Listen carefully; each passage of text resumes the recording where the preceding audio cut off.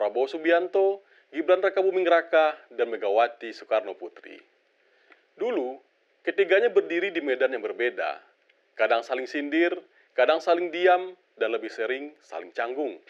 Tapi pagi itu, mereka bersisian, damai, tanpa kerut alis, tanpa tebasan kata. Lalu, mengapa Megawati tidak bergabung saja dengan koalisi? Jawabannya sederhana, sekaligus menyakitkan. Karena belum semua luka ditutup, apalagi dijahit rapi. Dan lukanya bukan karena Prabowo, tapi di dada, tepat di wilayah Jokowi.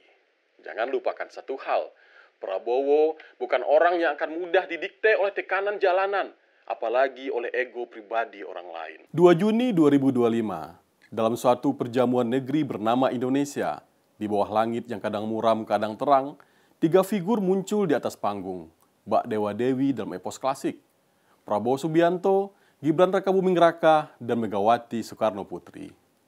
Dulu, ketiganya berdiri di medan yang berbeda, kadang saling sindir, kadang saling diam, dan lebih sering saling canggung. Tapi pagi itu, mereka bersisian, damai, tanpa kerut alis, tanpa tebasan kata. Pertanyaannya, apakah ini semata seremoni protokoler atau perjamuan perdamaian ala Republik? Dan yang lebih menggoda rasa ingin tahu, apa yang sebenarnya sedang mereka rajut di balik layar? Koalisi diam-diam tanpa stempel? Atau persekutuan tanpa ikrar, tapi cukup kuat untuk membuat publik salah tafsir? Kita akan membedah panggung ini, karena apa yang tersirat kadang lebih jujur dari apa yang tersurat. Prabowo adalah sosok keras yang kini terlihat lembut. Dulu mengaum di jalanan, kini tersenyum manis di podium. Jenderal yang dulu membawa senapan, kini lebih sering membawa kucing. Tapi jangan salah, di balik senyum dan gestur gemoynya, Prabowo tahu satu hal penting. Tanpa dukungan Megawati dan PDIP, jalannya pemerintahan bisa goyah. PDIP adalah partai besar di DPR, dan Megawati masih menjadi figur sentralnya. Dalam pemerintahan, stabilitas adalah kata kunci, dan Prabowo paham banget soal itu. Maka, kalau ada yang bertanya, kenapa Prabowo merangkul Megawati? Jawabannya bukan sekadar soal nostalgia politik, tapi tentang strategi kelangsungan pemerintahan. Menariknya, Megawati pun tidak menyimpan gesekan pribadi dengan Prabowo. Berbeda dengan sejarahnya bersama SBY. Zaman itu, oposisi terasa seperti perang pribadi yang dibungkus ideologi. Sekarang, Megawati memilih tetap berada di luar koalisi, tapi tak menunjukkan sikap bermusuhan. Buktinya, revisi Undang-Undang TNI bisa melaju tanpa riak besar di parlemen. Lalu, mengapa Megawati tidak bergabung saja dengan koalisi? Jawabannya sederhana, sekaligus menyakitkan. Karena belum semua luka ditutup, apalagi dijahit rapi. Dan lukanya bukan karena Prabowo, tapi di dada, tepat di wilayah Jokowi. Gibran, wakil presiden muda, bagi PDIP bukan sekedar nama. Ia adalah pengingat pahit tentang bagaimana partai bisa kalah di kandangnya sendiri. Maka, Megawati memilih jalan oposisi sunyi. Tidak frontal, tidak histeris, tapi juga tidak mengangguk diam. Ia berusaha menjaga marwah partainya tanpa membakar jembatan sepenuhnya. Sebuah bentuk oposisi yang tidak berisik, tapi tetap menjaga jarak. Jarak bukan karena permusuhan, tapi karena ada masa lalu yang belum sempat dibicarakan tuntas. Sementara itu, di sudut lain panggung Republik, ada narasi yang terus digulirkan. Bahwa Prabowo harus melepaskan Gibran, agar tidak dianggap berada di bawah bayang-bayang Jokowi. Tapi logika itu tidak mengenal siapa Prabowo sebenarnya. Ia bukan politisi dadakan yang lupa siapa kawan sejati di masa sulit. Kemenangan Pilpres 2024 bukan cuma kerja partai, tapi juga karena dukungan kuat dari Jokowi dan pendukungnya. Dan Prabowo sebagai mantan prajurit punya satu hal yang tidak semua politisi miliki, yaitu rasa hormat terhadap rekan seperjuangan. Ingat cerita lama sewaktu operasi Seroja, Letnan 1 Sudaryanto tertembak, dan Prabowo kembali ke zona pertempuran menantang maut, tidak ingin meninggalkan komandannya itu. Itu bukan hanya soal keberanian, itu loyalitas. Dan hari ini, loyalitas itu diwujudkan dalam sikapnya terhadap Gibran. Yang ikut tempur tak dibuang setelah perang usai.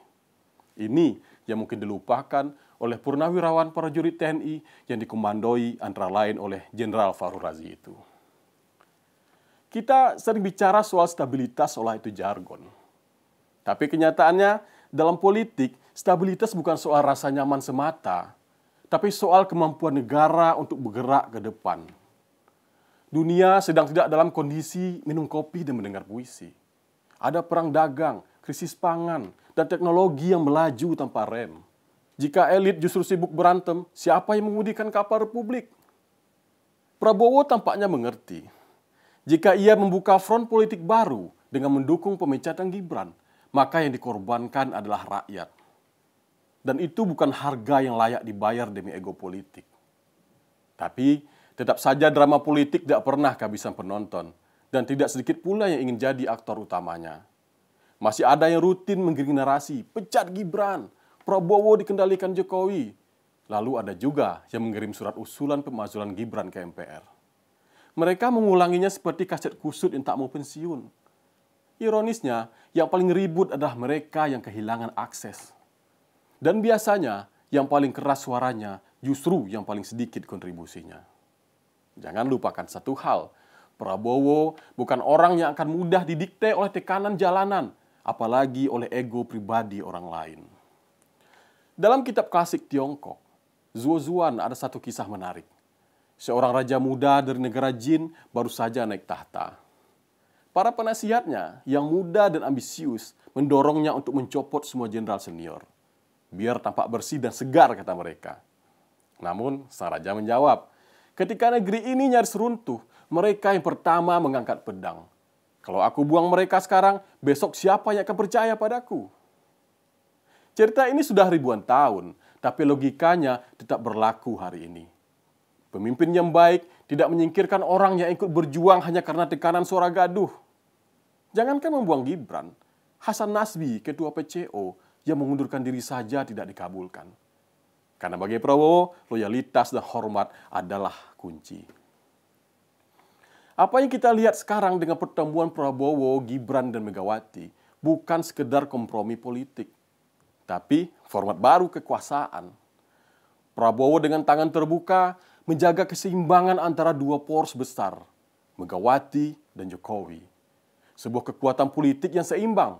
Dalam teori Hans Morgenthau, ketika dua kekuatan besar diseimbangkan, maka kedamaian bukan ilusi, tapi kemungkinan menjadi nyata.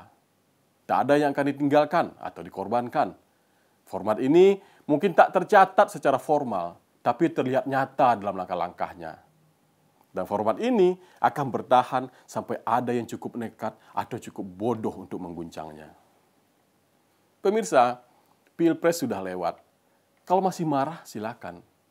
Tapi jangan lupa cek tekanan darah. Kalau masih belum menerima hasil, cobalah renungi apa bedanya kita dengan supporter bola yang ribut soal offside padahal timnya kalah 3-0. Prabowo Gibran dipilih oleh lebih dari 96 juta orang. Itu bukan sulap, itu mandat. Kini pilihan ada di tangan kita. Terus merawat dendam atau ikut menyiram benih masa depan. Menjadi kritis bukan berarti harus selalu galak. Menjadi waras artinya tahu kapan harus berhenti memaki dan mulai merawat situasi. Republik ini tidak kekurangan orator, tapi kekurangan warga yang waras dan mau berpikir panjang. Elit politik sedang rasional, dan kita sebagai rakyat boleh ikut waras juga. Mari buka mata, buka hati, dan gunakan nalar. Karena negeri ini tidak tumbuh dari dendam, tapi dengan keberanian melepaskan masa lalu dan memeluk masa depan. Saya Benny Iniatullah, sampai jumpa.